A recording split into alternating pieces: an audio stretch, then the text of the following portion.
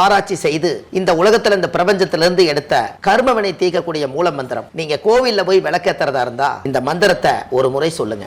முற்பிறவியில செய்த பாவங்கள் எப்பிறவிக்கும் தொடராமல் இருக்க இப்பிறவியிலேயே என் தந்தை வழியில் வந்த கர்மாவனை, என் தாய் வழியில் வந்த கர்மாவனைகள், என் தாயுடைய கர்ப்பத்திலிருந்து நான் இந்த பூமிக்கு கொண்டு வந்த கர்மாவனைகளும் இன்றோடு நிவர்த்தியாகட்டுன்னு 5 தீபம் விளக்கேத்தி சாமிக்கு தேங்காய் வளம் பூ மாலை கல்கண்டு வாங்கி அர்ச்சனை பண்ணி உங்க ஜாதகத்தை கொண்டு போய் சாமி பாதத்துல வச்சு இன்னையோட எனக்கு எல்லாம் நல்லது நடக்கும்னு மனசார கும்பிட்டு வாங்க. வாழ்க்கையில அசுர வளர்ச்சிக்கு வந்து. அனைவருக்கும் வணக்கம். பாரம்பரிய திருவள்ளுவர் குல வம்சம் பிரசன்ன ஜோதிடர் சுப மாரிமுத்து திருப்பூர்லேருந்து இந்த பதிவு உங்களுக்காக. அஸ்த நட்சத்திரம் இல்லைங்களாங்கம்மா. அதாவது அஸ்தம் அப்படிங்கிறது 12 நட்சத்திரம் முடிச்சு 13வது நட்சத்திரம் இல்லைங்களாங்கம்மா. இந்த 13வது நட்சத்திரம் வந்து அஸ்த நட்சத்திரம்.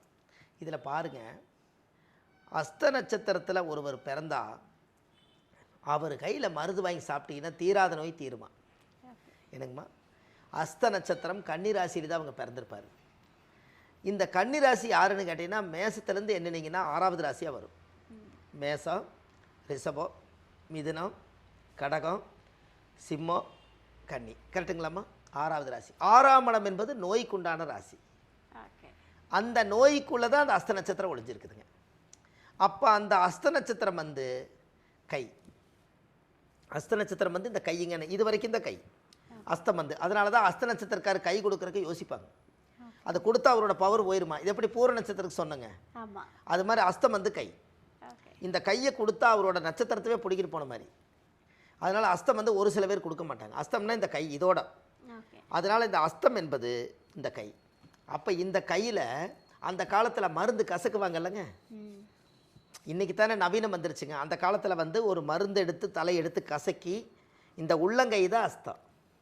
அதில் எடுத்து அந்த சாறு புழிஞ்சு அவங்க கொடுத்தா அந்த எந்த வைத்தியம் இருந்தாலும் குணமாயிருமா.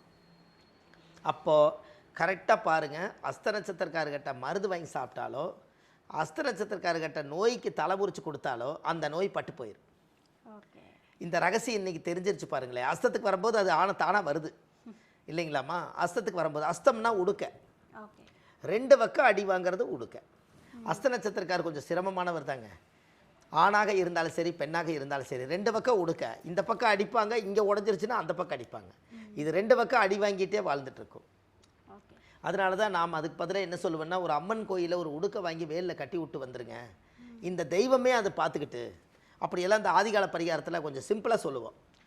அப்போ இந்த அஸ்த நட்சத்திரக்காரருடைய குணாதிசை என்ன அப்படின்னு கேட்டிங்கன்னா, அஸ்த நட்சத்திரத்தில் சந்திர திசையில் தான் பிறப்பாங்க. அவங்களாட்ட ஒரு நல்ல ஒரு குடும்பம் நடத்துறதுக்கு யாராலே முடியாது. ஏன்னா அஸ்த நட்சத்திரம் வந்து கன்னிராசி, அஸ்தம் வந்து சந்திரனுடைய திசை. வீட்டுக்கு என்னெல்லாம் தேவையான பொருளோ அது ஒரு வருஷத்துக்கு ஆகிற அளவுக்கு சாப்பாட்டு பொருளை சேகரித்து வைப்பாங்க. இப்போ நீங்கள் பருப்பு வகை வேணும்னா நம்ம டெய்லியும் போய் ஒரு 100 கிராம் பருப்பு வாங்க, ஒரு 50 கிராம் பருப்பு வாங்கன்றத விட ஒரு 20 கிலோ பருப்பை வாங்கி மேலே டின்னில் வச்சுருவாங்க. எப்போ சாம்பார் வைக்கணும்னு தோணுதோ அப்போ ஒரு டப்பா எடுத்து போட்டுக்குவாங்க, மீதி இருக்குங்க. அது எல்லாம் கணக்கு போட்டு பார்த்தா ஒரு வருஷத்துக்கு அந்த பருப்பு இருக்குங்க. அப்போ சேகரித்து வைக்கக்கூடியது அஸ்தம். என்னங்க, சாப்பாடு உணவுப் பொருள்களை எல்லாம் பாதுகாப்பு பண்ணி வைக்கிறது. பாருங்கள், இந்த வீட்டுகளெல்லாம் போய் பார்த்தீங்கன்னா வாசலில் பருப்பு காய் போடுவாங்க, சுண்டல் காய் போடுவாங்க, ஏதாவது இந்த மாதிரி ஒரு கோதுமை காய் போடுவாங்க, இந்த செல்லெல்லாம் எடுத்து விடுவாங்க. இந்த பக்குவ நிலை எல்லாம் பண்ணுறதெல்லாம் பார்த்தீங்கன்னா அஸ்த நட்சத்திரக்காரர் இதெல்லாம் பண்ணுவாங்க. இன்றைக்கி நான் வீட்டில் சும்மா தான் இருந்தேனுங்க, சும்மாவாவது இருக்கக்கூடாது, வீட்டில் ஏதாவது செல்லு கில்லு விழுந்துருந்துச்சுன்னா அதையெல்லாம் எடுத்து ஒதுக்கிட்டு நல்ல பொருளாக தயார் பண்ணி வைக்கலான்னு நான் தான் இதெல்லாம் எடுத்து வச்சேன் அப்படிம்பாங்க. நீங்கள் என்ன நட்சத்திரமானு கேட்டால் அஸ்தம்பாங்க. அவங்களுக்கு அந்த புத்தி வருங்கன்னு சொல்கிறேன். அதே போல் அஸ்த நட்சத்திரத்தில் ஒருத்தர் பிறந்தா 13வது நட்சத்திரமாக இருக்கிறனால உயிர்ப்பித்த நட்சத்திரம், உயிர் காப்பாற்றுற நட்சத்திரம்ங்க. அதாவது ஏதாவது ஒரு நட்சத்திரம் அவங்க வாழ்க்கையில் ஏதாவது ஒரு நல்லது சொல்லணுன்னா அவங்க சொல்லுவாங்க. சர்வீஸ் மைண்ட் அவங்க எடுத்தது. இப்போ எங்கெங்கெல்லாம் சேவை பண்ணுறாங்கல்லங்க, அவங்க அஸ்தம் தூண்டி விட்டதுக்கப்புறம் தான் சர்வீஸ் பண்ணுவாங்க. ஏன்னா அஸ்தம் வந்து ட்ரஸ்ட்டுக்கு சம்மந்தப்பட்டது. ட்ரஸ்ட்டு யார் வைப்பா? சர்வீஸ் பண்ணுறதுக்கு வைப்பாங்க. நாங்கள் ஒரு 4 பேர் சேர்ந்து ஒரு ட்ரஸ்ட் ஆரம்பித்து ஒரு அன்னதானம் பண்ணலான்னு இருக்கிறாங்கன்னா அஸ்த நட்சத்திரக்காரை வச்சு ட்ரஸ்ட்டு ஆரம்பித்தாங்கன்னா அவங்களோட ஆயுள் காலத்தை வரைக்கும் அது இருக்குது. அன்னை தெரசா மாதிரி அஸ்தம் தான் ட்ரஸ்ட்டுங்கன்னு. மற்ற யார் நட்சத்திரக்காரர் வச்சாலும் பார்ட்னரில் ப்ராப்ளம் வரும். ஆனால் அஸ்த நட்சத்திரக்காரர் ஆரம்பித்து கொடுத்தாங்கன்னா பிரச்சனை வராது. அது அந்த காலத்திலேயே அந்த பழமொழி இருக்குதுங்க. அப்போ யாரோட வீடு? அஸ்த நட்சத்திர கன்னிராசி புதனோட வீடு. புதன் என்பது யாருன்னா கணக்கு, பேனா, எழுத்து துறைகள், இது எல்லாமே புதன் தான். அப்போ இது என்ன பண்ணுதுங்க? கரெக்டாக கணக்கு போட்டு எழுதி வைக்கிங்க என்ன. அப்போ தப்பு வராது இல்லைங்களா? இவ்வளோ வரவு போயிருக்குது, இவ்வளோ செலவாக இருக்குது, மிச்சம் இருப்பு இவ்வளவு இருக்குது, இதை கொண்டு வந்து அஸ்தத்துக்கிட்ட ஒப்படைக்கிறது. ஒப்படைக்கலன்னு இவங்க கேள்வி கேட்பாங்க. அதனால தான் 2 பக்கம் அடி வாங்குதுங்க என்ன. ஏன்னா இவங்க நேர்மையாக ஸ்ட்ரெயிட் ஃபார்வேர்டு. அவங்க நேர்மையாகவே பேசுவாங்க, நேர்மையாகவே பழகுவாங்க, எதாக இருந்தாலும் தட்டி கேட்பாங்க. அஸ்தத்து கட்டுறது தப்பிக்க முடியாது. நீங்கள் 100 ரூபா கொடுக்கணுன்னா 10 வருஷம் கிளம்பிச்சு அந்த 100 ரூபா நீங்கள் கொடுக்காம போயிட்டீங்கன்னு மறுபடியும் கூப்பிட்டு கேட்பாங்க. அப்போ இந்த கால்குலேஷன் எல்லாமே அஸ்தம் தான் உள்ளே வாங்கி வச்சுருக்குதுங்கண்ணே. இந்த ரகசியமெல்லாம் உங்களுக்கு தெரியணுமில்ல. பாருங்களேன், ஒரு நட்சத்திர வரிசையிலிருந்து ஒரு திசையிலேருந்து உருவாகி இவ்வளவு குணாதிசயங்களை ஒவ்வொரு மனிதர்களுக்கும் இறைவனை பிரித்து கொடுத்துக்கிறாருன்னா எவ்வளோ பிரபஞ்ச ரகசியம் இது. 120 கோடி மக்கள் ஒரு கணக்கில் சொல்கிறாங்க. நம்ம தமிழ்நாட்டுக்குள்ளே 120 கோடி மக்கள் சொல்கிறாங்க. ஆனால் பிறக்கிறது 27 நட்சத்திரத்தில் பிறக்கிறாங்க. அதில் 4 பாதம் இருக்குது. என்ன பிறஞ்சாலும் இந்த பிரபஞ்ச சக்தி வந்து அவங்களுடைய கேரக்டர் அதுவே மாறிக்குதுன்னா அது பிரபஞ்ச ரகசியம் தானுங்கண்ணே. அன்னைக்கு எல்லாரும் இருக்கிறாங்க. அன்னைக்கு இவங்க எந்த நட்சத்திரத்தில் நீங்கள் பிறக்கிறீங்களோ அந்த குணாதிசையில் தானே உங்களோட ஆயுள் வரைக்கும் நீங்கள் வாழ்கிறீங்க. இது பெரிய சயின்ஸ் இல்லைங்களா? என்னங்கம்மா, இது ஜோதிடம் வந்து நம்ம மனிதர்களுக்கு மட்டும் இல்லைங்க, ஒரு கடவுளுக்கே நம்ம பிரச்சனை பார்க்கலாங்கண்ணே. ஒரு கோயிலில் போய் சாமிக்கு சக்தி இருக்கா இல்லையான்னு பிரச்சனை பார்க்க முடியும். சாமிக்கு ஏன் கூட்டம் வர மாட்டேங்குது? எல்லா கோயிலும் இப்போ மதுரை மீனாட்சி அம்மன் கோயிலும் கூட்டம் வருது, பக்கத்தில் இருக்கிற சாமி கோயிலும் கூட்டம் வரல. இதுவும் சாமி தான் அதுவும் சாமி தான், இதில் என்ன வித்தியாசம் இருக்குதுங்கண்ணே? அப்போது ஒவ்வொரு நட்சத்திரங்களும் ஆதி காலத்தில் கோயில் கட்டும்போது சாமிக்கே சக்தி வர்றதுக்காக இந்த பிரபஞ்சம் கரெக்டாக நேர்கோட்டுக்கு வரட்டுன்னு சொல்லி பஞ்சபூத தத்துவத்தை வச்சு தான் கோயிலே கட்டிக்கிறாங்கண்ணே. என்னங்கம்மா, அந்த நீர், நெருப்பு, காற்று, பூமி, ஆகாயம், வெப்பநிலை, இந்த தட்ப வெப்பநிலை வச்சு தான் கோயிலுடைய கருவறையை உருவாக்கிக்கிறாங்கண்ணே. இதுக்கு அஸ்தந்தான் காரணம். அப்போ தட்ப வெப்பநிலை, இப்போ நீங்கள் கோயிலுக்குள்ளே போனோன்னே ஒரு தெய்வீகமான மனம் வருது. நீங்கள் உங்களை நீங்கள் மாற்றிக்கிறீங்க. எல்லாம் ஃபோனெல்லாம் சுவிட்ச் ஆஃப் பண்ணி வச்சுட்டு கடவுள்கிட்ட போய் உங்கள் மனசில் இருக்கிற குறைய நீங்கள் ஒரு பாஸ்வேர்டு மாதிரி கடவுளுக்கு சொல்கிறீங்க. யாருக்கிட்டையும் சொல்லாத பாஸ்வேர்டை கடவுள்கிட்ட சொல்கிறீங்க. கடவுளை, என்னோட மனசுக்குள்ளே இந்த விஷயம் இருக்குது, இதை நீ சரி பண்ணி கொடுக்கணுன்னு சத்தம் போட்டு சொல்கிறதில்ல, பாஸ்வேர்டு மாதிரி சாமிகிட்ட மட்டும் தானே சொல்கிறீங்க. அப்போ சாமியோட இதயத்துக்கும் உங்களோட இதயத்துக்கும் ஒரு கனெக்டிவிட்டி இருக்குதுல்லங்கண்ணே. அப்போ அங்கே போனோன்னே உடம்பெல்லாம் ஜில்லுன்னு ஆயிடுச்சுங்க. உள்ள சாமி பார்த்தோன்னே அலங்காரம் ஆயிடுச்சு. அப்போ ஏன் ஒரு வைப்ரேஷன் வருது? இப்போ சாமி எப்படி இல்லாமல் போகுங்கன்னு. அப்போ சாமிக்கு சக்தி அதிகமாக இருந்தால் வைப்ரேஷன் தானாக வரும். அப்படி வைப்ரேஷன் கம்மியாக இருந்துச்சுன்னா அங்கே சாமிக்கு அந்த கோயிலுக்குள்ளே சக்தி குறையுதுன்னு அர்த்தம். அதை சரி பண்ணுறதுக்கு சில யாகங்கள், பூஜைகள், பிரசன்னங்கள், தெய்வ வழிபாடு, தியான வழிபாடு, கூட்டு பிரார்த்தனை வழிபாடு, நீர் வழிபாடு, கலச வழிபாடு, யாக வழிபாடு, 64 விதமான பூஜைகள் வழிபாடு, இதுகளெல்லாம் பண்ணி மறுபடியும் சக்தியை மீட்டு கொண்டு வந்து அந்த தெய்வத்தை மறுபடியும் கரெக்டாக உட்கார வைக்க முடியும். இது ஜோசியனால தான் முடியும். ஒரு தெய்வத்தை இன்றைக்கி அசால்ட்டாக சொல்லிட்டாங்க, எவ்வளவோ சொல்கிறாங்க, சாமி கோயிலுக்கு போயிட்டு அது நடந்துருமா இது நடந்துருமானெல்லாம் கேட்பாங்க இல்லைங்களா? அது வந்து அப்படி கிடையாதுங்க. நம்ம ஜாதகத்தை எல்லா கடவுளுக்கும் பிரபஞ்சத்துக்கு தெரியும். உங்களை எந்த நேரத்தில் என்ன கொடுக்கணும் இறைவனுக்கு தெரியும். உங்களுக்கு இந்த நேரத்தில் கொடுத்தா நீங்கள் அழிச்சிருவீங்கன்னு தெரிஞ்சுதான் உங்களை கொடுக்காம வச்சுருக்குங்கன்னு.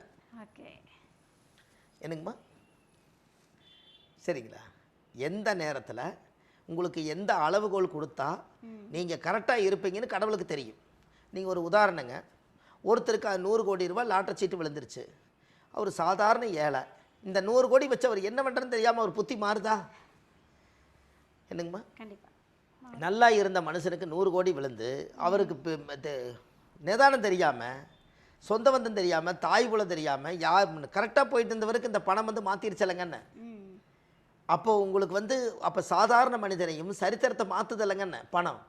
அப்போ கடவுள் வந்து எந்த நேரத்தில் எதை கொடுத்தா நீங்கள் எதை சுமப்பீங்கன்னு தெரிஞ்சுதான் குருவி மண்டையில் பணங்காய் வச்ச மாதிரி இல்லாமல் நார்மலாக வாழ்கிறக்காக மனித பிறவிக்கு அளவுகோல் டெம்பரேச்சர் கொடுத்துருக்காரு. நீங்கள் நல்லா யோசிங்க. ஒரு விஷயத்தை, ஒரு அற்புதமான ரகசியத்தை இன்றைக்கி உடச்சி சொல்கிறேன். 104 டிகிரி 104 டிகிரி செல்சியஸ் பிரபஞ்சத்திலிருந்து இன்றைக்கி சென்னை 104 டிகிரி வெயில் நீங்கள் சொல்கிறீங்க, கரெக்டுங்களா? ஒரு 120 டிகிரி ஏமாந்து அடிச்சதுன்னா மனுஷன் தாங்க முடியுமா? அப்போ கடவுளுக்கு என்ன தெரியுதுங்க, மனுஷங்க கீழே அவ்வளவு கொடுத்தா தாங்க மாட்டாங்கன்னு அந்த தட்ப வெப்ப நிலையவே மாற்றி சூரிய ஒளி அந்த 104 டிகிரி அளவுகோல் கொடுத்து வச்சுக்கிறாரு. 10 பாயிண்ட்டை சூரியன் அங்கே டிகிரி ஏற்றினாருன்னு இங்கே தாங்குவாங்கன்னு. அப்போ கடவுளுக்கு தான் தெரியுது உங்களுக்கு எந்த நேரத்தில் எந்த அளவு கொடுக்கணும்னு. அது அவரோட ரகசியம் தானே. நம்ம அங்கலாப்பட்டு அவங்க கார் வாங்கிட்டாங்க, நம்ம ஏன் வாங்க முடியல? அவங்க கட்டிக்கிற சேரீ வந்து 1,00,000 ரூபா, நம்மளையா வாங்க முடியல? அவங்க கட்டிக்கிற வீடு 10 கோடி ரூபாய், நம்மையா வாங்க முடியலன்னு எதுக்காக இருக்கிறத திட்டம் போடாமல் நம்ம பிறப்பு ஜாதகத்தினுடைய திட்டத்தளவுக்கு வாழ்ந்துட்டு போனாலே உங்கள் வாழ்க்கை சிறப்பு தானே. என்னங்கம்மா? அப்போ அஸ்த நட்சத்திரம் என்னைக்கு திட்டம் போட்டு வாழுமா? அந்த பக்கமும் அளவுகோல் இருக்கும், இந்த பக்கம் அளவுகோல் இருக்கும். வைத்தியத்துக்கு முக்கியத்துவம் கொடுத்து உடம்பை பாதுகாப்பு பண்ணி கடைசி வரைக்கும் வச்சாலே அஸ்தம் சிறப்பாக இருக்கும். வருஷம் உடம்பை செக் பண்ணிக்குவாங்க, உடம்பில் ஆரோக்கியம் இருக்குதான்னு பார்த்துக்குவாங்க, சர்வீஸ் மைண்டட் இருப்பாங்க, தர்ம சிந்தனையோடு வாழ்ந்துட்டு போனாலே அஸ்தம் பிரமாதமாக இருக்கும். அவங்க வாழ்க்கையில் ஒரு பெரிய மாற்றங்கள் உருவாகும். இந்த தெய்வாம்சமெல்லாம் எங்கேருந்து கிடச்சின்னு தெரியலைங்க. எல்லாமே அந்த காலத்தில் அஸ்த நட்சத்திரக்கார் தான் அந்த காலத்தில் வந்து சர்வீஸ் மைண்டடை ஒடுக்கி இத்தனை கோவில் கட்டினது அத்தனையுமே அஸ்தம் தானே. 4 பேர் சேர்ந்து ஒரு திட்டத்தை அறிவிக்காமல் எப்படி கட்ட முடியும்? 4 பேர் சேர்ந்து ஒரு தனிமரம் தோப்பாகுங்களா? தனிமரம் தோப்பாகாது. உங்களுக்கு என்ன பலம் இருந்தாலும் உங்களுக்கு 4 பேர் இருந்தால் இவங்களை பிடிச்சி அவங்கள பிடிச்சி செயின் மாதிரி வளரலாம். தனிமரம் எப்படி தோப்பாகுது? ஒரே ஒரு மரம் தோப்புன்னு சொன்னால் எப்படி ஒத்துக்குவீங்க? என்னங்கம்மா? அப்போ ஒரு ஒரு ஒரு ஒரு ஒரு பெரிய தோட்டத்துக்குள்ளே ஒரு ஏக்கரா தோட்டத்தில் 1000 தென்னை தேங்காய் இருந்துச்சுன்னா, பார்க்குறக்கு தோப்பாக இருந்துச்சுன்னா, இதோட நிழல் அதில் இருக்குது, அதோட நிழல் இதில் இருக்குது, தனிமரம் தோப்பாகாது. எல்லா நிலம் சேர்ந்து அதுக்கு பேர் தோப்பு இல்லைங்களாம்மா? அப்போ அதுபோல் அந்த ஒரு 10 பேர் இல்லாமல் ஒரு கோயில் கட்டி கும்பாபிஷேகம் பண்ணி வைக்க முடியாது. 10 பேர் இல்லாமல் ஒரு ட்ரஸ்ட் அமைக்க முடியாது. அப்போ அஸ்த நட்சத்திரம் தான் ட்ரஸ்ட்டுங்கிறது. அந்த காலத்தில் புதன் என்பது பேங்க்கு, வரவு செலவு முதல் கொண்டு அஸ்தம் கரெக்டாக பார்க்கும். அப்போ 2 விஷயம் அவங்ககிட்ட ப்ளஸ் பாயிண்ட் இருக்குது. அஸ்தத்தை நம்பி சர்வீஸ் மைண்டடு ஆரம்பிக்கலாம். இன்னொன்று, வைத்தியம் அவங்க கையில் மருந்து வாங்கி சாப்பிட்டா குணமாயிரும். இது தர்ம வழி. கணக்கு வழக்கு ஏதாவது கணக்கு பிள்ளையாக நம்ம வச்சு நம்ம தொழில் அனுபவத்தை தெரிஞ்சுக்கணுன்னா நம்ம ஆஃபீஸ்க்கு கணக்கு பிள்ளையாக இருக்கிறதுக்கு அஸ்தத்தை கொண்டு வந்து வைக்கலாம். கரெக்டுங்களாம்மா? இதெல்லாம் அந்த காலத்தில் ராஜாக்கள், மந்திரிகள், அரண்மனையிலையெல்லாம் எவ்வளவு மானியம் போகுது, எவ்வளவு வருதுன்னு அந்த காலத்தில் கணக்கு பிள்ளை இருந்தாங்கன்னா அன்றைக்கி ராஜாவே ஜோதிடம் பார்த்து அஸ்த நட்சத்திரத்தை வச்சுக்கிறாரே.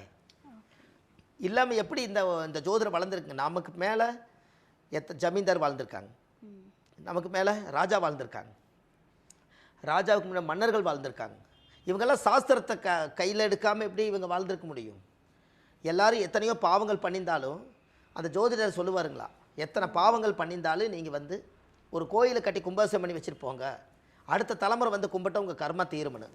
அப்படி எத்தனையோ பேர் பாவம் பண்ணியிருந்தாலும் அதையெல்லாம் சரி செய்துட்டு போகும்போது ஒரு தெய்வத்தை பிரதிஷ்டை பண்ணி வச்சுட்டு ஒரு அண்ணாந்து பார்த்தா உருமால் கழுண்டு விழுகிற அளவுக்கு கோயிலை கட்டி வச்சுட்டு போயிட்டாங்க. இப்போ அந்த தலைமுறை வாழ்த்துது இல்லைங்களா? அதுக்கு யார் காரணம்? ஜோதிடத்தில் இத்தனை பாவங்கள் செஞ்சுருந்தாலும் பரிகாரமே கோயில் தானே. என்னங்கம்மா? கண்டிப்பாக. அப்போ இதெல்லாம் நம்ம வாழ்க்கையில் தேட கிடைக்காத செல்வம் இல்லைங்களா? அதனால தான் அந்த காலத்தில் வந்து அஸ்த நட்சத்திரத்துக்கு ஒரு மிகப்பெரிய ஒரு பவர். அஸ்த நட்சத்திரம் அது காலச்சக்கரத்துக்கு 14வது நட்சத்திரம். 13, 12, 12 பூரம் 11, உத்தரம் 12, அஸ்தம் 13வது நட்சத்திரம். இந்த 13 கூட்டினீங்கன்னா 3, 1, 4, 4 கூட்டினீங்கன்னா 6, 4 கூட்டிங்கன்னா ராகு, அந்த ராகுவோட அம்சம். அப்போ ராகு என்பது மூதாதிகள் எல்லாமே ஒன்றுக்கு ஒன்று லிங்க்குங்கன்னு. அப்போது இந்த கன்னி ராசியில் அஸ்த நட்சத்திரத்தில் ஒருத்தர் பிறந்தால் அவங்கள வந்து தொழிலில் ஒரு பெரிய மாற்றத்தை உருவாக்குவாங்க. அதுக்கு அவங்களுடைய வாழ்க்கையில் ஒரு பெரிய அசுர வளர்ச்சி வரும். அதுக்கப்புறம் இந்த கோவில் ஒன்று அஸ்த நட்சத்திரத்துக்குன்னே ஒரு கோயில் இருக்குதுங்க.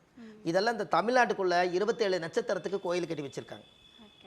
இந்த 27 நட்சத்திரத்துக்கு கோயில் கட்டி வச்சுக்கிறாங்க. அதில் அஸ்த நட்சத்திரத்துக்கு எந்த கோயில் வருதோ அந்த கோயிலை நம்ம இந்த பதிவில் கொடுத்துட்டோம்னா அந்த கோவிலில் போய் சாமிக்கு தேங்காய் பழம் மாலை கல்கண்டு வச்சு பூஜை பண்ணி அந்த கோவிலுடைய மண்ணை மிதிச்சாங்கன்னா அந்த வைப்ரேஷன் இவங்களுக்கு சப்போர்ட் ஆகும். இப்போ நீங்கள் அது எப்படிங்க இங்கேருந்து கோயிலுக்குள்ளே போனால் நம்மளுக்கு அது மாற்றம் வருதுன்னு ஒருத்தர் கேட்டார். நான் சொன்னேன், உங்கள் வீட்டில் டிவி இருக்குதில்ல, நீங்கள் எந்திரிச்சு போய் சுவிட்சை போட்டால் டிவி ஓடுமல்ல, இங்கேருந்து ரிமோட் அமுத்தினாலே ஓடுதில்லன்னு. அப்போ ரிமோட் வந்து நான், டிவி வந்து அது. அப்போ அதுக்கு ஒரு கனெக்ஷன் இருக்குதில்லங்கன்னு. அதே மாதிரி தான் கோயிலும். நீங்கள் போனீங்கன்னா சாமியோட கலெக்ஷன் உங்களுக்கு அவங்களுக்கு வரும். அதானே? அது சொன்னோன்னே நல்ல விளக்கம்ங்கன்ட்டு அவர் வச்சுட்டார். ஏன்னா இந்த ஒன்றுமே அவ்வளோ பெரிய கருவி அந்த டிவிக்குள்ளே பதிச்சு வச்சுருக்காங்க. இது இத்தினோண்டு ரிமோட்டுக்குள்ளே வந்து இது அத்தச்சோ டிவி ஆன் ஆகுதுன்னா அப்போ இதுக்குள்ளே எதோ விஷயம் இருக்குல்ல. அது மாதிரி நம்மளோட ஹார்ட் அந்த இதயத்துக்கும் அந்த சாமியோட இதயத்துக்கும் கடைசியில் வாழ்க்கையில் உங்களுடைய உதயத்துக்கும் ஒரு மாற்றம் உண்டு. என்னங்கம்மா, இது வந்து அஸ்தம். இந்த அஸ்த நட்சத்திரக்காருடைய வாழ்க்கை நல்லா இருக்கணுங்க. இது எல்லாம் நிறைய அந்த புத்தகங்கள் நம்ம நிறைய எழுதிட்டோம். இந்த புத்தகம் வந்து அஸ்த நட்சத்திரத்துக்குன்னே எழுதுனது. இதில் அஸ்த நட்சத்திரத்துக்கு நிறைய குணங்கள் கொடுத்துருக்குறேங்க.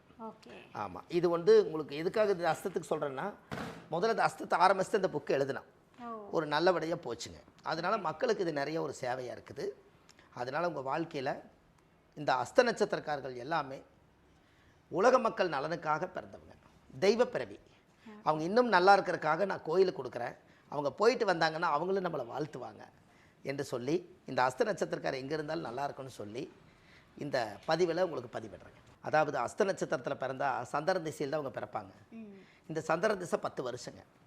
இந்த சந்திர திசை 10 வயசுங்கள அந்த திசை வந்து உங்களுடைய ஜாதகத்துக்கு சந்திர திசை 10 வருஷம்னா அந்த 10 வருஷத்தினுடைய இதில் வந்து பாதி எடுத்துக்கங்க. திசை இருப்பு ஆதி எந்த பரமநாளிகை தாய் மாதா கர்ப்பத்தில் சென்றது போக நின்றது இருப்பு சந்திர திசை 10 வருஷம். இதில் பாதி இருக்கு இல்லைங்களா? இந்த பாதி வந்து 5 வருஷம். அப்போ இந்த 5 வயசுங்கும் போது சந்திர திசை கம்ப்ளீட் ஆயிடுது. இந்த சந்திர திசை முடிஞ்சு செவ்வாய் திசை ஒரு 7 வருஷம். அப்போ 7 ஒரு 5 12 வயசு ஆச்சுங்களா? இந்த 12 வயசுங்கும் போது இவங்க குழந்தையா இருப்பார். செவ்வாய் திசை அதுக்கடுத்து சந்திர செவ்வாய்க்கு அப்புறம் ராகு திசை 18 வருஷங்க. இந்த ராகு திசை 12க்கு அப்புறம் 18 வருஷம் 30 வருஷங்க. அப்போ கரெக்டாக பாருங்கள், ராகு திசையிலையும் குரு திசை 16 வருஷம் 46 வயசுக்குள்ள இந்த கல்யாண யோகம் குரு திசையிலையும் சனி திசையில் தான் வரும். என்னங்கம்மா, குரு திசை 30 வயசு. அதுக்குள்ளே சில பேர் வந்து பெற்றவங்க என்ன பண்ணுவாங்கன்னா, நம்ம சீக்கிரமாக கல்யாணம் பண்ணி பார்த்துறணும்னு சொல்லி மனசுக்குள்ளே ஒரு நினைப்பாங்க இல்லைங்களா? அது 25லேருந்து 30 வயசுக்குள்ளே அந்த கரெக்டாக ராகு திசையில் கல்யாணம் பண்ணி வச்சுருவாங்க. ஒருவேளை சில பேர்த்துக்கு அந்த திருமண தடைகள் ராகு கேதுனால செவ்வாய் தோஷத்தினால ஜாதகத்தில் குருபலன் இல்லாதனால இப்படின்னு ஒரு கான்செப்ட் வரும் இல்லைங்களா? அதுக்கு இவங்களுக்கு கரெக்டாக பார்த்தீங்கன்னா குரு திசையில் கல்யாணம் பண்ணி வைப்பாங்க. அப்போது இப்படி கணக்கு வச்சு பார்க்கும்போது 30 வயசுக்குள்ளே ராகு திசை முடியுதுங்க. குரு வந்து 16 வருஷம் 46 வயசு. அவர் நல்ல இடம் வாங்கி வீடு வாசல் கட்டி கல்யாணம் முடிச்சு குழந்தைகளெல்லாம் படிக்க வச்சு நல்லா இருப்பார். அதுக்கப்புறம் குரு திசை முடிஞ்சு சனி ஒரு 19 வருஷங்க. இங்கே 46 வயசு முடிஞ்சிருச்சுங்களா? அங்கே 19 வருஷம். கிட்டத்தட்ட பார்த்தீங்கன்னா 55 65 வயசு வரைக்கும் அது ஓடிடுச்சு. அப்போ 65ங்கும் போது இப்போ ராகு குரு சனி அப்போ என்ன ஆயிடுச்சுங்க? ராகு 30, குரு ஒரு 16, சனி ஒரு 19. கரெக்டாக பாருங்கள், சனி திசையில் அவர் ரிட்டையர்ட் ஆயிடுவார். சனி திசையில் அவர் ரிட்டையர்ட் ஆயிடுவார். இந்த சனி திசைக்கு அப்புறம் அவருடைய வாழ்க்கையில் பார்த்தீங்கன்னா ஒரு மிகப்பெரிய மாற்றமே. அவங்களுக்கு சனி திசையோடு அவங்களுக்கு பிள்ளைகளுக்கெல்லாம் பெற்று கல்யாணமெல்லாம் பண்ணி வச்சு அவங்க வாழ்க்கையில் எல்லா கடமையும் முடித்து இந்த அஸ்த நட்சத்திரக்காரு நிம்மதியாக உட்காரும்போது அவருக்கு சனி திசையில் எல்லா கடமையும் முடிஞ்சதுங்க. அப்போ சந்திர திசை முடிஞ்சு செவ்வாய் திசை முடிஞ்சு ராகு திசை முடிஞ்சு குரு திசை முடிஞ்சு சனி திசை 5 திசை அவர் கடந்தாலே அவருடைய கடமை முடிச்சதுங்க. ஓகே, அதான் சரிங்களாம்மா? ஓகே. இது வரைக்கும் வந்து கிட்டத்தட்ட வந்து 12 நட்சத்திரங்கள் பேசணும். சரி, எல்லா நட்சத்திரங்களுக்கும் திசை வந்து நிறைய விஷயங்கள் சொல்லிகிட்டே இருந்தீங்க. பட் நீங்கள் அஸ்தம் பேசும்போது மட்டும்தான் உங்களை மறந்தே வந்து அஸ்த நட்சத்திரங்களை வந்து உச்சத்தில் கொண்டு போய் வச்சு பேசுனீங்க. அவ்வளவு சிறப்புகள் வந்து இந்த அஸ்தம் கிட்ட இருக்கு அப்படின்றத வந்து இப்போ அஸ்தம் பார்க்குறவங்களே வந்து மக்களே இவ்வளோ திறமைகள் இருக்கா அப்படின்றத கண்டிப்பாக ரியலைஸ் பண்ணுவாங்க. உங்களோட வீடியோ வந்து நம்ம அஸ்த நட்சத்திரக்காரங்களுக்கு ரொம்ப பயனுள்ளதாக இருக்கும்னு நினைக்கிறேன். கண்டிப்பாக வந்து அடுத்தடுத்த நட்சத்திரங்கள் குறித்தும் மற்ற ஒரு வீடியோவில் பார்க்கலாம் சார். சரி, ரொம்ப நன்றிங்கம்மா, வணக்கங்க ஐயா. இப்போ அஸ்தம்க்கு நிறைய விஷயங்கள் நீங்கள் வந்து சூப்பரான பலன்கள் கொடுத்து. சரிங்கம்மா. அப்போ நீங்கள் போய் வழிபட வேண்டிய தெய்வம் எதுன்னு சொல்கிறேன்னு சொன்னீங்க. அவங்க எந்த கோவிலில் போய் வழிபட்டுட்டு வரணும்? கண்டிப்பாங்கம்மா. அதாவது அஸ்த நட்சத்திரத்தில் ஒரு அற்புதமான விஷயத்த சொன்னேன். அதாவது ஒரு மருந்து வாங்கி சாப்பிட்டா அவங்க குணமாகும் அப்படின்னு சொன்னேன். அப்போ ஏற்பட்ட கடவுளுக்கே நிகரானது அஸ்த நட்சத்திர கோயிலே ஒன்று ரகசியமாக ஒன்று இருக்குதுங்க. முன்னோர்கள் கட்டி வச்சுக்கிறாங்க, நம்ம அங்கே போனால் தான் அந்த வேலை நடக்கும். அப்போது இந்த அஸ்த நட்சத்திரத்துக்குன்னு கோவில் எங்கே இருக்குது அப்படின்னு கேட்டிங்கன்னா, பொதுவாகவே ஜாதக ரீதியாக பார்க்கும்போது நம்மளுடைய வாழ்க்கையில் நம்ம தெரிஞ்சுக்க வேண்டியது, அதாவது கும்பகோணம் மாவட்டங்க. அதாவது கும்பகோணம் மாவட்டத்தில் தான் அந்த கோவில் இருக்குது. இந்த கும்பகோணத்திலிருந்து மயிலாடுதுறை, எனக்குமா மயிலாடுதுறை, கும்பகோணத்திலிருந்து மயிலாடுதுறை போகிற வழியில் கோமல்ங்கிற ஊரத்தில் கிருபா குபேரேஸ்வரர், எனக்குமா கிருபா குபேரேஸ்வரர். அதாவது நீங்கள் இன்னும் விளக்கமாக நீங்கள் அதை சர்ச் பண்ணிக்க பார்க்கணும் அப்படின்னா, அதாவது கும்பகோணம் பக்கத்தில் மயிலாடுதுறை பக்கத்தில் கோமல்ங்கிற ஊரில் கிருபா குபேரேஸ்வரர் கோயில் இருக்குது. இந்த கோயிலில் போய் சாமிக்கு தேங்காய் பழம் பூ மாலை கல்கண்டு வாங்கி அர்ச்சனை பண்ணி அந்த கோவிலில் போய் சாமி கும்பிட்டு வந்தால் உங்கள் ஜாதகத்தில் தாயுடைய கருவறையில் இருந்து தொப்புள் கொடி அறுக்கும்போது அஸ்த நட்சத்திர தோஷ நிவர்த்தியாகி உங்கள் வாழ்க்கை அசுர வளர்ச்சிக்கு வருங்க. கண்டிப்பாக இது செய்யுங்க, நல்லதே நடக்கும்.